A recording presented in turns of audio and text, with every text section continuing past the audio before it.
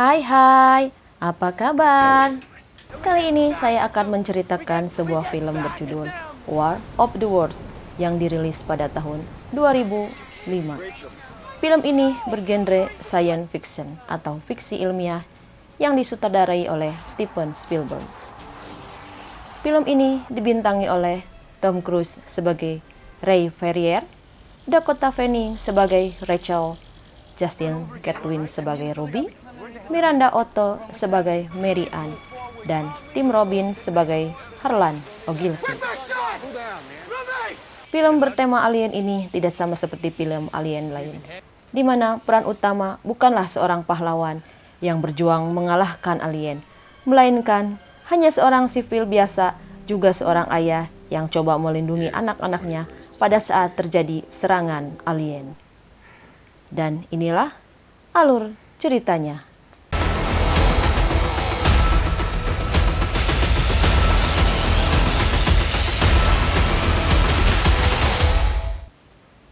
Film diawali oleh seorang narator yang berbicara bahwa saat manusia sibuk dengan urusannya masing-masing, makhluk luar angkasa dengan tingkat kecerdasan di atas kita sebagai manusia sedang mengamati, mempelajari, dan bersiap untuk menyerang kita. Di sebuah pelabuhan di Brooklyn, New York, seorang operator kontainer crane bernama Ray Ferrier sedang bekerja. Saat hendak pulang, dia disuruh lembur lagi oleh bosnya, namun Ray menolaknya. Saat sampai depan rumah, mantan istrinya, Mary Ann, dan suami barunya bernama Tim, menitipkan anak-anak mereka. Karena Mary akan mengunjungi orang tuanya di Boston. Putra sulung mereka bernama Robbie, dan putri bungsunya bernama Rachel.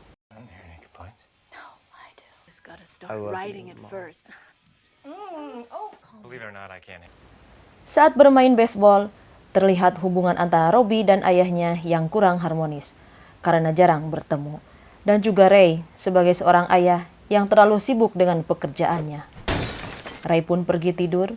Saat bangun, Ray menanyakan keberadaan anak sulungnya, Robbie, kepada Rachel. Dan Rachel menjawab kalau dia pergi keluar dengan memakai mobil ayahnya.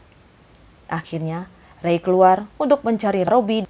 Namun, saat dia keluar, orang-orang sedang berkumpul di pinggir jalan karena mereka melihat sesuatu yang ganjil sedang terjadi. Saat Ray menengok ke belakang, ternyata benar saja. Di situ terlihat sekumpulan awan hitam yang berputar dan membentuk seperti cincin. Ray pun berlari ke halaman belakang rumahnya untuk melihatnya lebih jelas dan mengajak anaknya Rachel untuk menyaksikannya. Awan itu mengeluarkan kilat namun tanpa guntur dan menyambar satu tempat berkali-kali. Setelah semua kilat berhenti dan awan pun hilang, semua alat elektronik mati, bahkan jam tangan Ray pun mati. Ray akhirnya keluar rumah dan datanglah Robbie mengatakan kalau mobil ayahnya mati. Bahkan semua mobil yang ada di kota itu pun mati. Ray lalu menyuruh Robbie menunggu di rumah bersama adiknya. Saat lewat di sebuah bengkel, montir bengkel bernama Manny mengatakan kalau semua sudah diperiksa namun tetap mati. Ray memberikan saran untuk mencoba ganti kumparannya. Ray pun langsung menuju tempat pusat sambaran kilat tadi. Saat di TKP, ternyata di situ sudah terdapat banyak orang berkumpul dan mengelilingi bekas sambaran kilat. Perlahan-lahan terjadi retakan yang semakin melebar.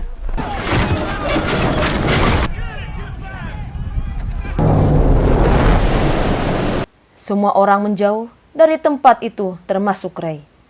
Dan dari bawah tanah keluarlah pesawat alien yang sangat besar yang disebut tripod dan menyerang semua orang yang ada di situ, membuat manusia menjadi abu. Ray dan semua yang ada di situ kabur. Ray terus berlari sambil mencoba menghindari tembakan pesawat itu. Sesampainya di rumah, anak-anaknya bingung dengan apa yang terjadi pada ayah mereka. Ray lalu menyuruh anak-anaknya untuk berkemas.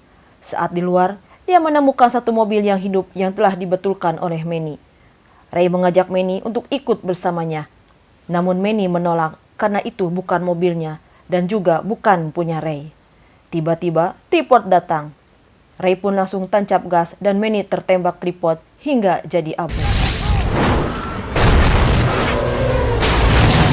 Saat di perjalanan, Rachel yang panik coba ditenangkan oleh Robbie dan Robbie mencoba meminta penjelasan kepada ayahnya. Menurut Ray, kalau mesin itu sudah terkubur lama dan kilat-kilat itu yang menjalankan mesin tersebut. Akhirnya, mereka pergi ke rumah Mary Ann. Namun, tidak ada siapapun di sana. Ray pun memberitahu kalau mereka pergi ke Boston.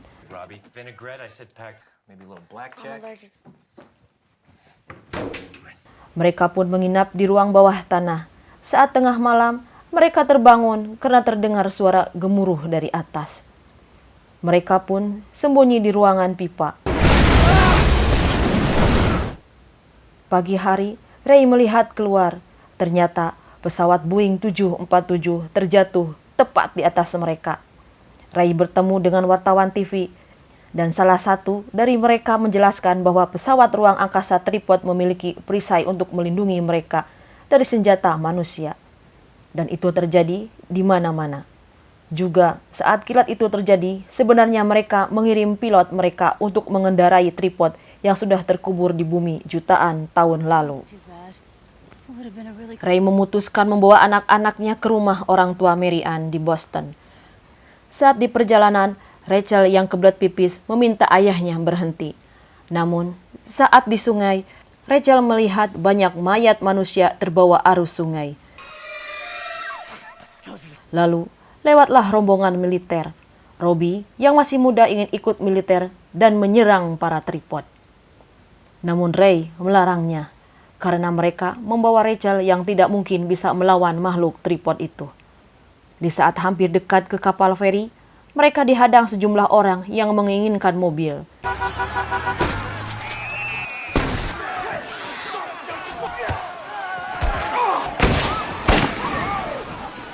Dan mobil mereka pun direbut. Akhirnya, Ray, Robbie, dan Rachel terpaksa berjalan kaki menuju kapal feri.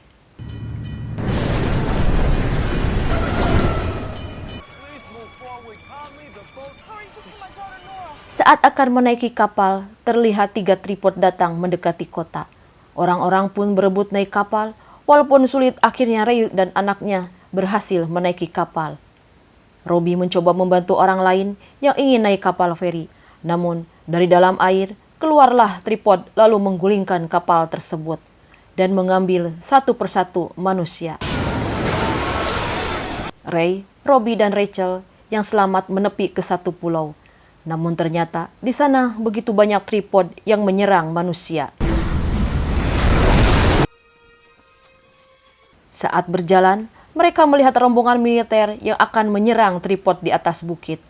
Robbie yang kekeh ingin ikut bertempur mengikuti pasukan militer ke atas bukit.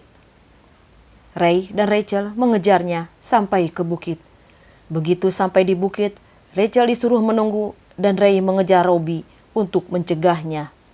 Namun, sepasang suami istri menemukan Rachel dan ingin membawanya.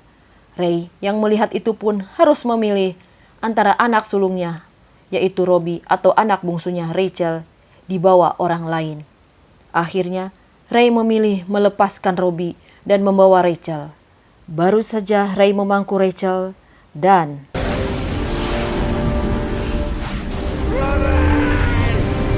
orang-orang berlarian kabur meninggalkan bukit. Namun ada seorang pria yang menawarkan bantuan untuk berlindung di bawah tanah. Pria itu bernama Harlan Ogilvy. Dia juga memperbolehkan Ray untuk tinggal di sini karena stok makanan dan minuman cukup untuk beberapa minggu. Dan mengajak Ray untuk bertarung melawannya. Karena dia yakin bahwa tripod itu pasti punya kelemahan. Ray menolak karena dia membawa Rachel bersamanya.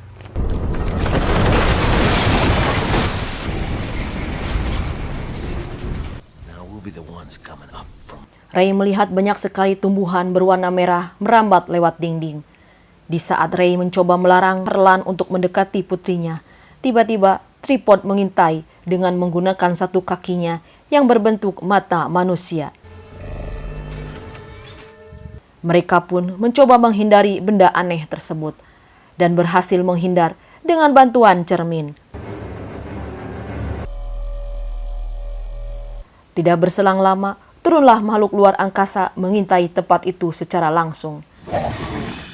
Harlan mencoba melawan, namun Ray menghalanginya. Walaupun Harlan marah, akhirnya mereka selamat. Harlan berteriak memanggil Ray dan Ray mendekati. Dia melihat tripod sedang memanen darah manusia yang disandra di pesawat mereka. Harlan yang panik dan terkena mentalnya menggali tanah sambil terus berteriak. Ray yang tahu hal itu mencoba menghentikan Harlan. Namun Harlan malah terus mengoceh. Akhirnya, dengan terpaksa Ray membunuh Harlan.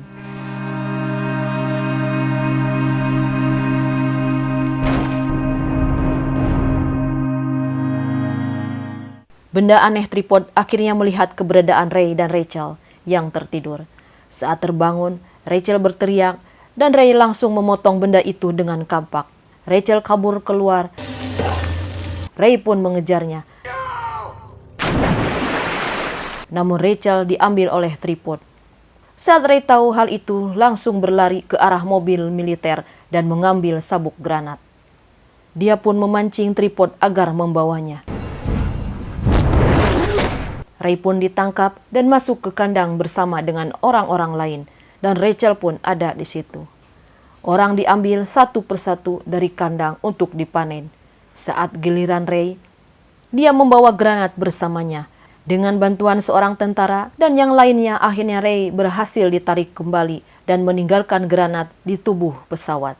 Dan ledakan pun terjadi. Akhirnya, satu tripod berhasil dilumpuhkan dan mereka pun bebas. Mereka akhirnya sampai di Boston. Ray melihat rumput merah yang sudah mengering. Itu menandakan bahwa makhluk luar angkasa itu sekarat dan sebagian besar tripod telah jatuh. Saat ada satu tripod yang masih aktif, Ray melihat burung gagak mengelilingi tripod tersebut, dan itu berarti tripod itu tidak memiliki perisai. Ray yang mengetahui itu langsung memberitahu para tentara di sana, dan mereka langsung menembakinya dengan roket. Tripod pun langsung tumbang. Orang-orang pun berdatangan ke tempat jatuhnya tripod. Pintu tripod terbuka dan keluarlah makhluk asing yang sekarat dan mati. Mereka pun sampai di rumah orang tua Mary Ann dan ternyata Robbie masih hidup. Dan film pun berakhir. Film ini diakhiri dengan penjelasan bahwa sistem kekebalan makhluk luar angkasa tersebut tidak dapat menangani miliaran mikrob yang tak terhitung jumlahnya yang menghuni bumi, dan bahwa manusia telah mendapatkan hak atas bumi ini berdasarkan kemampuan hidup bersama dengan lingkungan. Terima kasih sudah mendukung channel ini. Jangan lupa like, komen, subscribe, dan share ke teman kalian. Terima kasih. Sampai jumpa. And this is just the beginning. I need a big change, help me feel like living. I need a big swing, home runs I'm hitting, and I'll never look back, moving on till I get it all.